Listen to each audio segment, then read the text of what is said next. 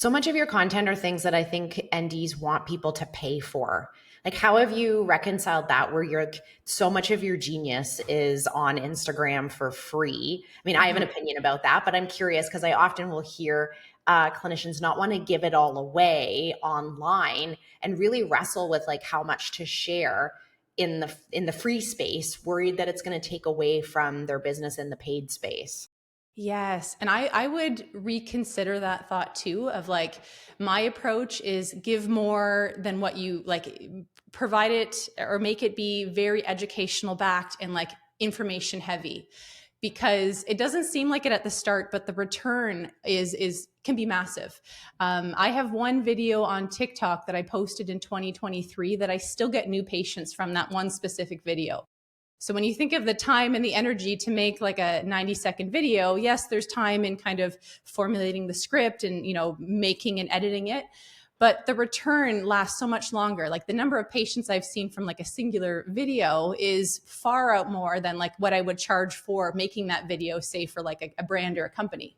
So just like you're kind of playing the long game with a lot of this stuff. As long as the quality is high, usually you do see a return down the road. It just may take some time.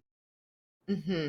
Yeah, that's been my experience as well. It's like you almost have to like think about what you would like to share and then to go 10 steps beyond that to where you're almost throwing up in the back of your mouth that you're like giving away all the goods, right? You're giving away all of your trade secrets. That's actually the point where you start to develop trust and authority, and there ends up being some reciprocity. Whereas when we stop short of like, oh, I'll tell you what the lab test is, but only if you book an appointment. I'll tell you what to do here, but only if you get my webinar, that like it actually detracts from the kind of like trust and authority and brand that people are trying to build when they gatekeep the information, especially nowadays when like the information's already out there, right? So why wouldn't you want them to hear it from your mouth? Totally. Like the information's there. You can go on like, especially with AI now, you can find out anything. There's no shortage of information out there. But there is a shortage of what do you do with that information? How do you take that in and kind of, create a treatment plan? So there is certainly still that need for working with us directly. And I agree with you. It's not about gatekeeping or having secrets or comment below for my like 5 secrets of fixing this. It's like, don't be a gatekeeper. Give the information. They'll find it anyways. It's better if it comes from you, a credible source, than say like a Google search. Mm-hmm, mm-hmm. How do you make your videos? Like, so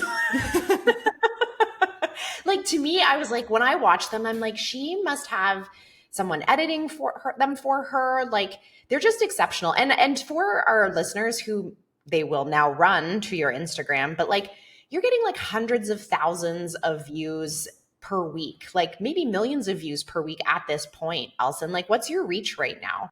So I don't post weekly right now. So this is something that I'm kind of struggling with. I used to be so regimented with like a few years back, it was 3 times per week. You can like pick the time, there's going to be a post coming out from me.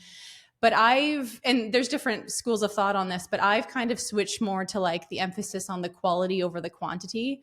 Like, how can I just make it very impactful and resonate with people and just put more time to that rather than just trying to get more like content out just to have my face show up on somebody's phone. So I've kind of dialed my stuff back a little bit.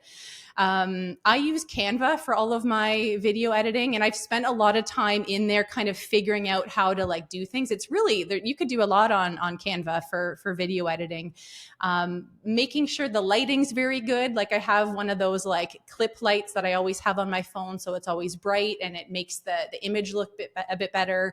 The mics, so the audio seems crisp. But it's a bit of a trial and error to kind of see what works for you. And it seems like a lot. Like if you don't have time and capacity to do it, I can see how that could be overwhelming. I have some time now that I can, or I have been able to tweak things like that, but it's all stuff that I've done on my own.